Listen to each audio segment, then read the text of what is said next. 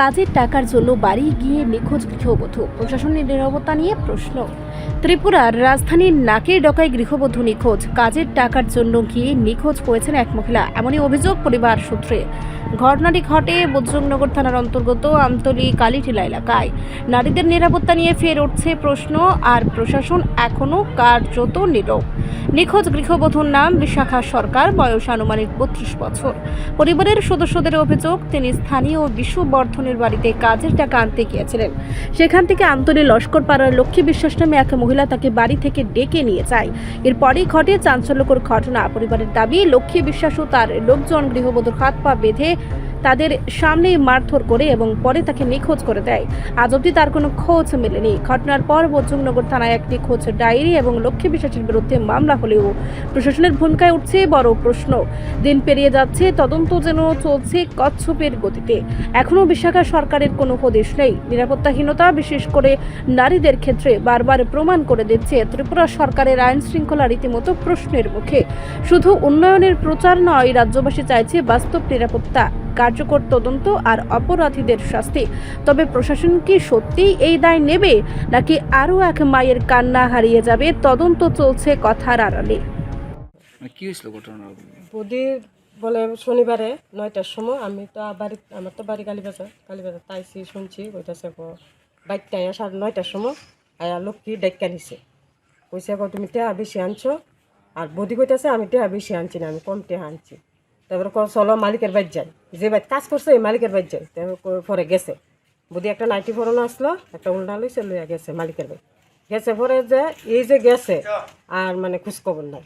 তারপরে মনে করো 2টা 3টা বাজে 4টা বাজে পরে বাইরে খোঁজাখুঁজি বাইরিছে, মানে বুদ্ধি কারার লগে চলে, তারা বাড়ি ঘরে গেছে, গিয়া দেখে তারা বাড়ি ঘরে গেছে না। ওই পরে রাত্রেবেলা আমরা থানাত একটা জিডি এন্ট্রি করাইছে। পরের দিন সকালে আবার থানাতে আমরা দিছি পরে বিকালে একবার আইসে 3টা বাজে আইসে পরে দিয়ে সেরা এই দারোগা লক্ষ্মী তারা বাড়িতে গেছে, গিয়া দিয়ে গিয়ে তালা। তা আমি আবার কইছি যে লক্ষ্মী তো তার পুরান বাড়ির শ্রাদ্ধ বাড়িতে আছে, আপনারা চলেন আমরা শ্রাদ্ধ বাড়ি যাই। তো এরা কইছে না আমরা তো শ্রাদ্ধ বাড়ি মানে মহিলারা তো নিয়ে যাতাম না, আমরা মহিলা পুলিশ আনছি না, এটা কইয়া তারা গেছে। যাওয়ার পরে তখন আবার এরা আবার আইসে স্টাফটা 6টা বাজে স্টাফ আইয়া দেখে লক্ষ্মীর বাড়ি তো তালা ওই তাই নাই। আর যে ঘটনাটা হয়েছে সেই বাড়িতে গেছে। এরা ঘটনাটা এদিকে দেব কি বর্ধন জানি কয়, তারা বাড়িতে কৃষিকাজের লেগে গেছে, তার কৃষিকাজে করেছিল, তার পাওনা টাওনা পাওনা আসলো আর কি। এখন আপনার কি ধারণাটা কি হইতে পারে? ধারণাটা তো তারা যে বয়ানটা পাইছি, এই বয়ানে তো আমরা মনে হইতেছে এটা মার্ডার কেসের মতো।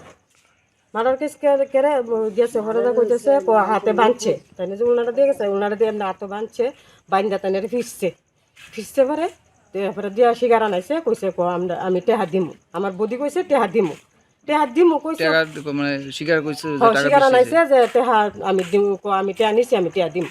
তো দিলে তাহলে এই লোকটারা ছাড়ছে না করে, এই লোকটারা বলে হেরা বাইর থেকে টানতে মানে বাড়িতে বাইর করছে। কয়েকজন মহিলা এরা দেখছে, হাতে বাইন্ধ হই তাই বাইতে বাইর করছে। যে ঘটনাটা হয়েছে এই ভিডিও কইছে হাতে বাইন্ধ হই তাই আমরা বাইতে নিছে। তা আমি করতে হলে তোমরা তাই ধরে রাখলা না করে, আমরা জানাইলা না করে, খবর দিলা না করে। আমরা তো নাম্বার টাম্বার নাই, ফোন নাম্বার নাই, আমরা খবর দিব কেমনি? এই কথাটা ভিডিও আবার কইছে।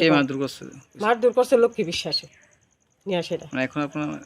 তাহলে এটার থেকে কিতা বুঝা হইতে, তাই তো এইখান থেকে আনছে অনেকে বাড়ি না ফস করিয়া, তাই নাকি কোনো কারণ নিছে না কিছু করছে, এটা তো আমরা কিছু সঠিক কইতাম না, কিছু সঠিক কইতারি না তো, তাই না তো।